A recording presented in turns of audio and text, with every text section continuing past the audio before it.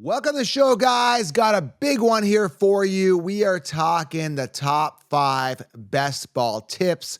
What is best ball? Some best ball value players. We got everything here covered for you. Everything you need to know for best ball. And who better to bring here? No one better to bring here than Jim, aka the Maverick, who does best ball drafts literally like 10 times a day. Welcome to the show, Jim.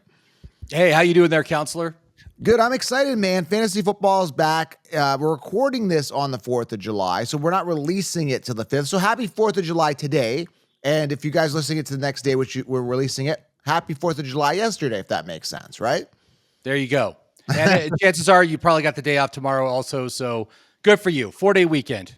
So start taking some notes on best ball. So we're going to talk about everything best ball related. Again, I'm excited to dive into these 5 tips. Before we do, guys, make sure you guys do grab the 16-round draft solution for all the optimal players drafted each round.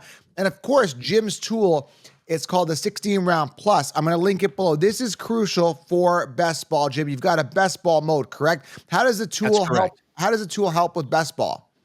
Well, the thing is, when we talk about player analysis, we rate players based on the Cuddy system, which stands for consistency, upside, durability, depth chart, and youth.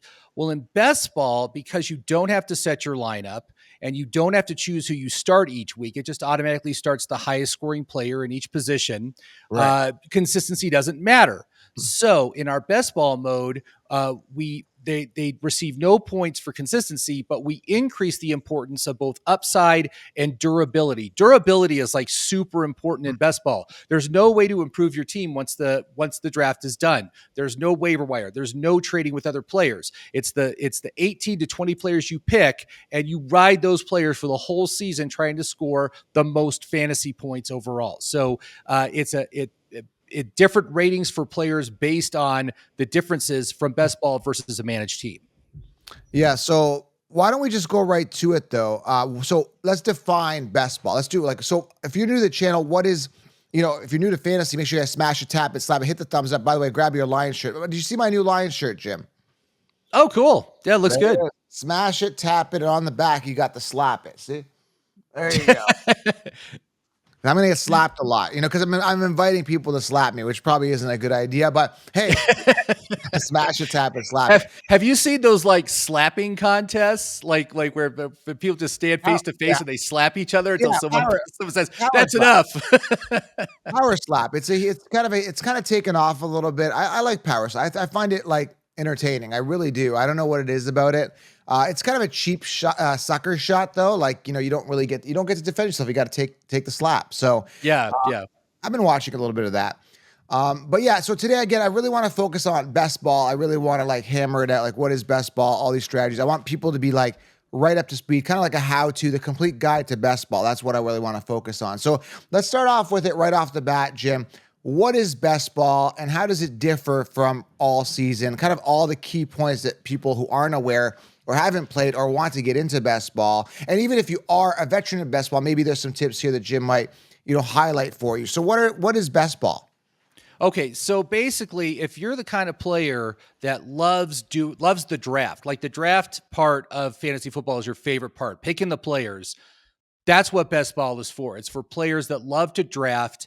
And the nice thing about it is it's a fire and forget kind of thing. You draft your team and then that's it. There's no management. So you can have like hundreds of best ball teams and you're not going to be overwhelmed because you don't have to manage any of them. It's just basically that you choose, like I said, between 18 and 20 players. And those players are the players you ride for the entire season. So those players score points. It will automatically slot in the highest scoring players in each position for your team. And so again, volatile players are really good for best ball because they'll have those massive weeks. You'll get the points. And on the weeks when they're just completely ignored, they're just going to sit on your bench and they're not going to hurt your team. You don't have to make that decision. Like, should I start this guy? Like George Kittle. George Kittle is like the perfect example of what I call a best ball player. It's a guy I never want for season-long fantasy football. But in best ball, he is really good. He's a good tight end one for you to have, right? Because he will have those huge weeks.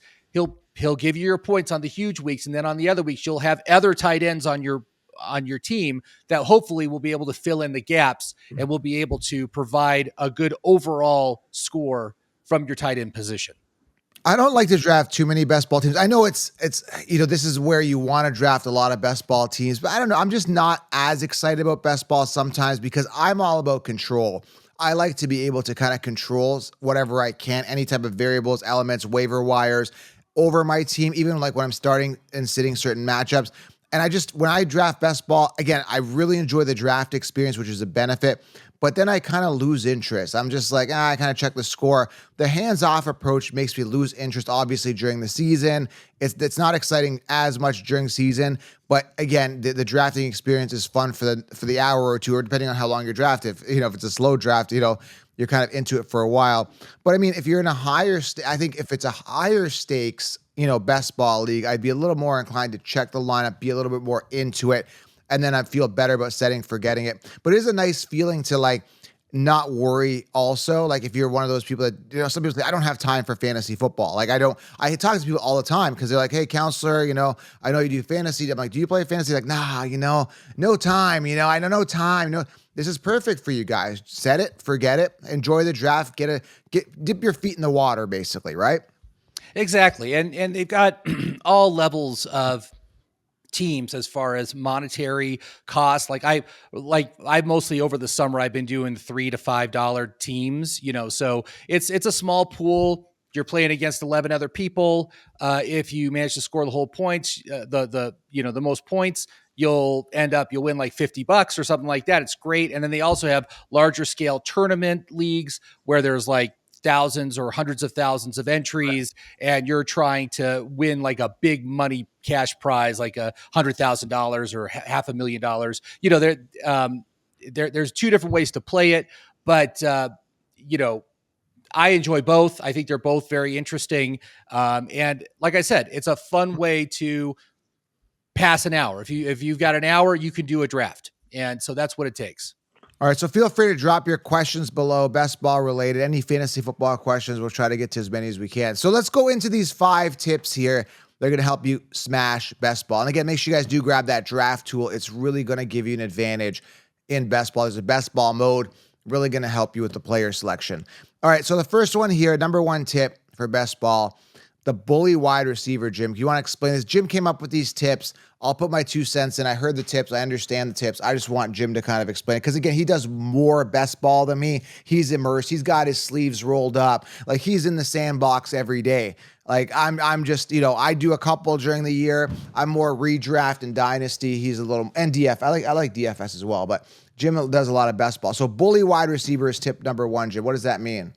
Yeah, so what we're talking about with these tips is we are trying to maximize our ability to advance in best ball. It works very, very similar to how your regular fantasy football league works. It's usually, you play to week 14, and then the top 4 go to a playoff type situation and play to win, or it's just the full 17 weeks. Whoever scores the most points wins. But we're talking about we want to maximize the opportunities to advance, and what teams have advanced the most over the past few years. And they've got all this detailed analysis that they've done. And these are the strategies that have maximized the opportunities to advance. And the first one here, bully wide receiver. And what that means is that you want to take 5 of your first 7 picks and choose wide receivers with 5 of those 7. So when it comes to best ball, very, very heavy wide receiver in the beginning rounds of the league. In fact, over the first 6 rounds of a best ball draft, which is 72 picks, 40 picks will be wide receivers. Only 32 other players come off in the first 6 rounds. So you will see that the wide receiver room just gets depleted so quickly. And by about round 6, round 7, it's mostly gone. I mean, you're talking wide receiver 4s and 5s are the only thing that are left on the draft board. So you got to go early on wide receivers. And just like what we say with the Cuddy system, you want to draft wide receiver 1s. This should allow you to draft 5 wide receiver ones on their respective teams. And that's very important for later as well. See, I want to kind of debunk this, just kind of nitpick at everything, but wouldn't it be a good time to take a Bijan, a Brees, a Josh Allen, your rushing quarterback, while everyone's drafting receivers? Why such an urgency? Is it just because it depletes so fast? Everybody's doing it? Because again, I like to zig when they're zagging, right? Like, I have no issue taking a running back here instead of a wide receiver. When they're taking their wide receiver run, maybe I might get 1 or 2 wide receivers, but I know my value wide receivers, and I know who the sleepers are going to be. They can be wide receiver ones later. So I'm going to personally mix it up, right? Like, why so heavy on wide receiver? Why, Well, here's the thing. You can grab yourself Brees Hall. You can grab yourself a Josh Allen. But what we're saying here is that of your first 7 picks, 5 should be wide receivers. So you can get those players that you're talking about. But even when you're talking about your sleeper wide receivers, you're talking about Keon Coleman, you're talking about Ladd McConkey, Brian Thomas, those guys go in the 6th round. They're not going to extend past that point. So, you need to focus on the wide receivers, because literally after round 7, the best wide receiver on the board is probably Cortland Sutton. That's the best. Yeah, it's the best guy that's left. Yeah. And so it is just extremely tough if you pass on those wide receivers early to make it up later on, because it is very, very depleted later. So I agree. I don't know, whatever. Like, I'm in these, when you pull up the draft board, they have color codes. I remember when I did one best ball this year, I don't know whether the wide receiver was yellow, but my whole board was like lit up yellow with wide receivers or whatever their color was. I'm like, dude, like, you guys are like taking everybody, like, so I'm scrimping and saving, and I'm trying to like, and then even like guys like Ladd McConkey, like you said, are coming off early. Like, I'm going to wait for Ladd McConkey and get my sleeper or whatever. Like, okay, boom, he's already gone, right? So, yeah. So, Exactly. so make sure you don't miss out on those wide receivers. People are greedy. Next one here, grab an elite rushing quarterback. Why so important here? Because I'm more of a pocket. I'm old school. I like the pocket passers.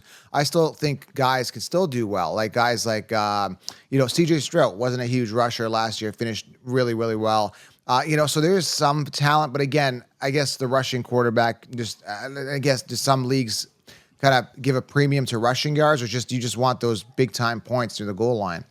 It's all about points in best ball. You just need to score as many points as possible, and having a rushing quarterback gives you that high end upside. I often say that the difference between a pocket passer and a rushing quarterback is that the ceiling of most pocket passers is about 30 points a week, but the ceiling of those rushing quarterbacks is like 40 points a week. You need those points. And so by going early with one of those, those 2 extra picks that you have in the first 7 rounds, and grab yourself a Josh Allen or a Lamar Jackson or a Jalen Hurts, or even an Anthony Richardson. I'm coming around on Anthony Richardson, frankly. These guys are going to give you a week-to-week advantage in that position, and I just can't pass it up. And you could go with those 2 picks and go 2 running backs if you want to, but that running back is not going to have the ceiling that someone like a Josh Allen or Jalen Hurts is going to have. So that's why I personally am grabbing an elite quarterback. And then I'm going to grab some more quarterbacks later, probably pocket passing quarterbacks, because those guys tend to not get injured as much in most typical years. So you're going to have backup, you're going to have depth, but you want to grab one of those elite rushing quarterbacks early. Makes sense, because especially when you're going, going head to head every week or whatever, most points for that one week where he could have scored 30 and scored 40, just gave you that extra edge by having that extra push, having that ace quarterback that's got the rushing upside gives you that extra boost every week. You may need that extra 10 points to win that week. So very, very important. Tip number 3 here, good running backs available much later. And I got to say, just in regular redraft leagues, man, there's so much value at running back. Now, some of this value I'm not really high on. Guys like Zach Moss, who could break out or have a good year. Aaron Jones coming off round 5 or later. There's a lot of running back 1, Zeke Elliott, like round 10, Nick Chubb, round 9, stuff like that. There's a lot of running back 1s even that shouldn't be RB1s, but are in a running back 1 position that you can get much later. But those aren't the upside guys. I like more like the Tajay Spears of the world to have more upside. So, what do you mean by good running backs available much later? Is it just simply because of that flood of wide receivers in the early rounds that, you can get these guys later, right? Exactly. They get pushed down the draft board. So, like I did at Best Ball like last week, and I got Derrick Henry in the 4th round. And what I really like is, I like going wide receiver, grab 2 secure elite wide receivers in the first 2 rounds. 3rd round is a great round for running backs because you can get Derrick Henry, Isaiah Pacheco, Travis Etienne, Josh Jacobs, Rashad White. Those are all guys that are available in the 3rd or 4th round of these drafts. And I'd be very comfortable with those guys as my RB1 on my team. I think that they're a solid anchor point for running back. You get a good balance between value and upside. And so I think they're great. And then also when we go a little bit later, going rounds 8 through 12, which is again after the first 7 rounds, 8 through 12 has some great running backs that are solid. Zamir White, Zach Moss, Tyjae Spears, Gus Edwards, Devin Singletary. You can get those guys in at the point after you've gotten all of your elite wide receivers, and they're going to be solid for you on a week to week basis. So, again, like I said, it goes back to just the good players are available later than you think they are because of all those wide receivers being taken early. So, good running backs available much later. Now, when do you grab that ace quarterback with rushing upside? Like you said, wide receiver, running back. Would Yeah. Allen be gone would Josh Allen most likely probably be gone at this point, right? Well, he's probably a 3rd round. Josh Allen is usually a 3rd round, but Jalen Hurts, Lamar Jackson, Patrick Mahomes, those guys are like 4th round.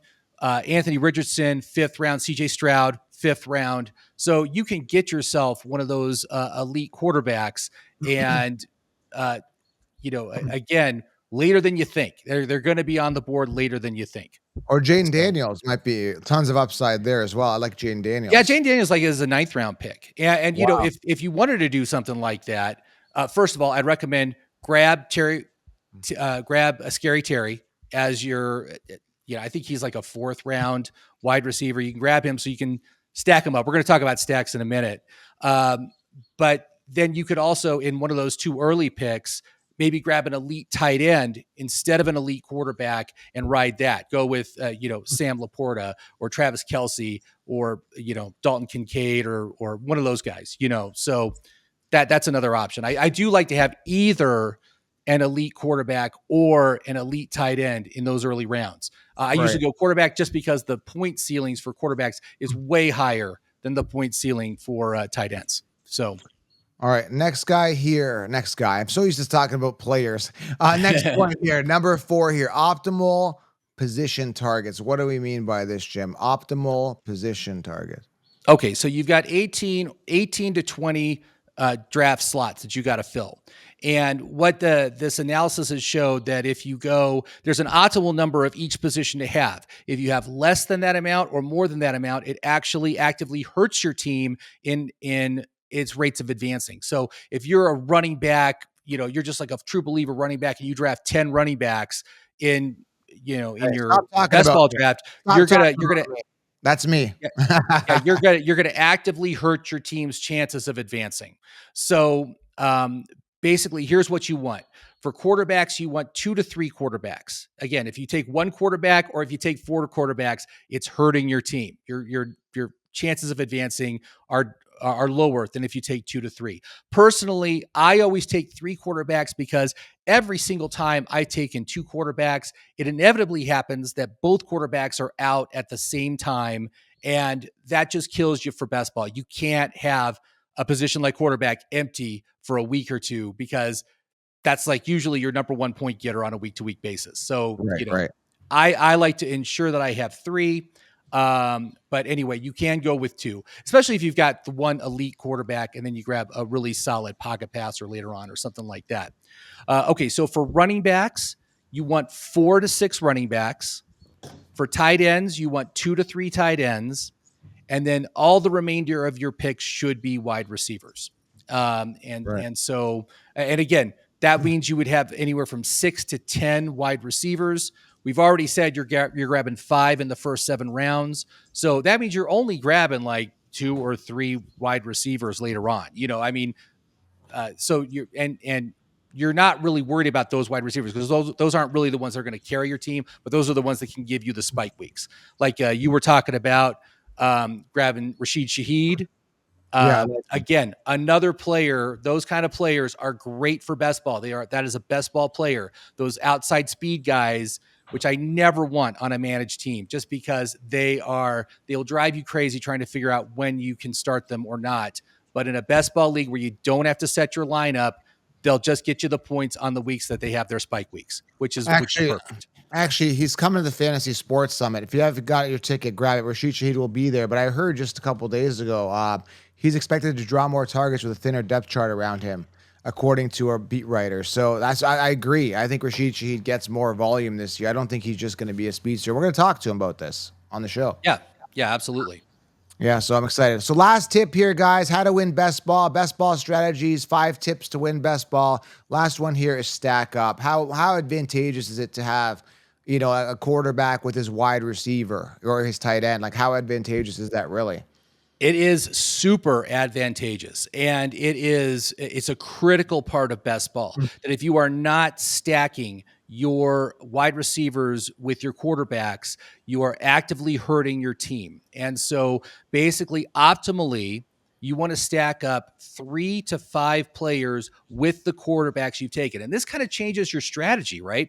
Because when you're picking those wide receivers early, you need to pick a wide receiver where you can get the quarterback later on. So, for instance, if you grab AJ Brown, if AJ Brown's your number 1 pick, you want to take Jalen Hurts. Jalen Hurts should be your target for your QB1, and so that in advance. Likewise, Amon Ra. If you take Amon Ra, okay, you want Jared Goff as one of your quarterbacks. And like I said, I grabbed 3 quarterbacks. So basically what that means is you want like your top 3 wide receivers paired with their quarterbacks. And that just allows, it's called a positive correlation, where basically if the wide receiver has a really good game, then chances are the quarterback also had a really good game. And Yeah. that can really help you when you're in those advanced weeks, when you're trying to advance to the next level. And you need, if both those players are on the same team and they both have a good game, that's going to carry your team to the next elimination round, basically in a tournament or something like that. It'd be nice kind of having multiple one of those, and there's so much value. So, and I'm jumping in here, but like for example, let's just say you go Garrett Wilson round 1, and then you go at some point you go Devontae Smith because you get him for more value and you get Hurts. Now you got Hurts with the number 2 receiver, and there's weeks where Smith can have a huge game. But then you got your Garrett Wilson, which was that ace wide receiver, and then you get Rodgers later. Does that make sense? So you've kind of like intertwined. So you didn't get Hurts as number 1 because you wanted Garrett, but you got the value quarterback later. So you're kind of mixing and matching. Is that a good strategy? I just thought about that. That's actually pretty smart. Well, yeah. I mean, again, if you take Garrett Wilson, Aaron Rodgers should be a target as one of your quarterbacks. And Aaron Rodgers is an easy quarterback target because he's a guy that's available after round 12. So he's easy to get. But what I'm saying and then there's Hurts. You can still get Hurts though, but you're not getting AJ Brown with Hurts, but you're getting his second receiver, which is due because there's games where Smith could still have a big game. So, you're still mixing with the second wide receiver too, is what I'm saying. Yeah, that's true. But why would you want to get a wide receiver 2 when there's other wide receiver 1s on the board? That's a good point. Where Devonta Smith is going. That's a good point. But. And again, if you can stack up your top 3 receivers with their respective quarterbacks, that's a really good position to be in because you've got the number 1 target on each of those teams with their quarterbacks. And then, like I said, the chances that if one has a good game, the other one's going to have a good game as well. Likewise, multi-stacks, when we talk about Aaron Rodgers, there's actually, you could do a multi-stack because there's other players available after Aaron Rodgers is taken that you can still stack up with him, like Tyler Conklin or who else is available later that I'm drawing a blank. But there's lots of examples.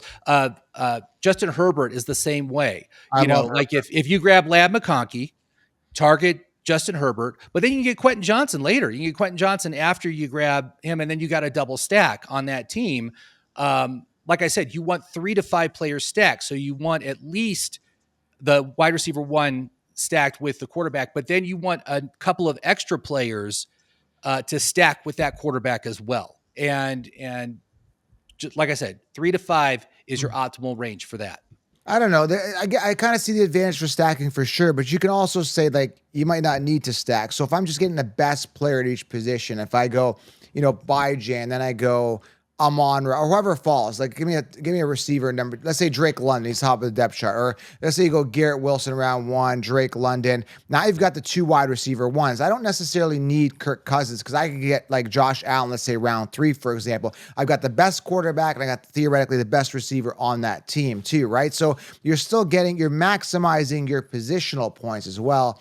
And, kind of not needing the stack. I think more of a value stack. I think I'm going to do more of a value stack. Get my best players early and then get maybe a Ladd McConkey Herbert stack. That's what I'm thinking. Or if I can get Kirk Cousins later, that's a nice stack with London because I got London in round 2. Does that make sense? I'm more of a value stack guy, I think. Yeah, I mean, again, if you want to go that route, you can. Like I said, I like to get the elite rushing quarterback, but you can absolutely wait on quarterback and grab especially if you get a Garrett Wilson and then a Drake London, and then I don't know, third one you go Michael Pittman, right? I mean, you can get, you can stack all those players with quarterbacks later on, and that can work to your advantage. But not stacking, like you said, like not stacking Josh Allen is going to hurt your team, but you can stack Josh Allen with players later on, right? You can stack Coleman. him with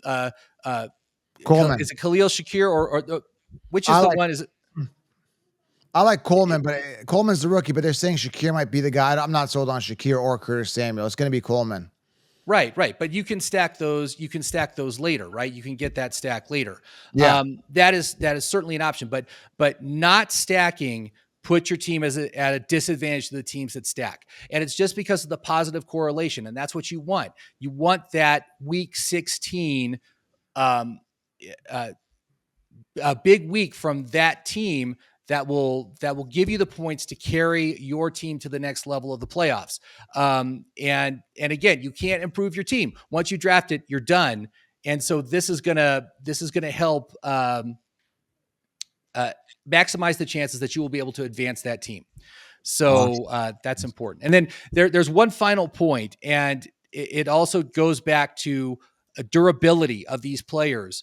The more players that make it through the whole season, the better your chances are of advancing. This is something you have no control over because you can't control injuries. But it's one of the reasons why durability is more important in the best ball list and the 16 rounds plus program is because if you make it through the whole season and you have like 16 or more players that are still active and playing and not injured, your chances of advancing are much greater than if you have 15 players or 14 or 13. And it's just like this declining line. It just, the less players you have that are active at the end of the season is going to directly correlate with your ability to advance in those leagues. So, but that's something you have no control over, but it's one of the reasons why you want to grab high durability players as much as you can in these leagues, players that don't miss games. For sure. So there you have it, guys. That's how you win best ball. Hopefully this helps you guys. Go apply these tips and grab the 16 round plus tool right now. We've linked it below. Really going to give you a massive advantage in best ball. Anything else you want to add, Jim? No, I think that's it, counselor. Yeah, durability is huge. That last point is a big one. All right, guys, smash it, tap it, slap it, hit the thumbs up, grab the t-shirt. Jim, we're going to have to get you one of these shirts eventually, man. We're going to have to get you one. And go subscribe here, turn on the bell, and we got fantasy football content coming to you daily. Happy 4th of July on the 5th today. We'll talk soon, guys. We're out.